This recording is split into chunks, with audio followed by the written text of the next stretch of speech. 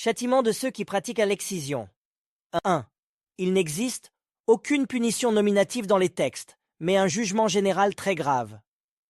Le Coran et la Sunna n'ont pas mentionné une peine spécifique pour l'excision des filles, car cette pratique n'a jamais été prescrite par l'islam. Mais elle entre dans la catégorie des grands péchés, kaba'ir, lorsqu'elle provoque une mutilation, une douleur ou un danger pour la vie. 2. Elle relève de l'interdiction de nuire et de mutiler.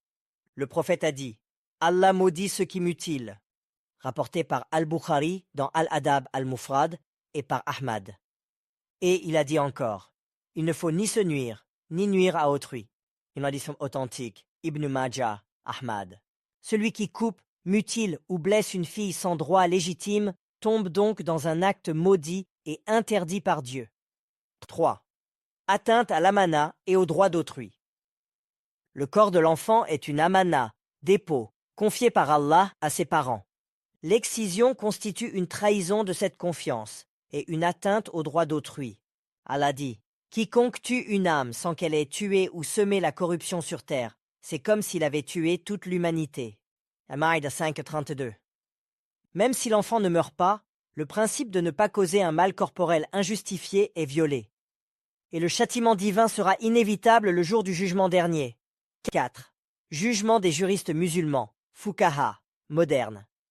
Les conseils religieux officiels, comme Al-Azhar, le Conseil européen de la Fatwa et Dar al-Ifta d'Égypte, ont jugé que l'excision féminine est haram, interdite. Celui qui la pratique porte un grand péché. Si l'acte cause la mort ou un dommage grave, il doit être puni comme toute mutilation ou homicide involontaire. 5. Résumé du jugement final. Cas statut islamique, conséquences morales et divines. Pratiquer l'excision sans dommage grave, péché majeur, acte haram, colère d'Allah et malédiction. Causer une blessure ou stériliser la fille, péché grave. Plus, sanctions légales, punitions divines et judiciaires. Causer la mort, homicide involontaire ou diya, dédommagement. En conclusion, celui qui pratique l'excision sur des fillettes commet une injustice, une mutilation et une trahison envers Dieu. S'il ne se repent pas, il s'expose à la colère d'Allah, car il a nui à une âme innocente sans aucune légitimité religieuse.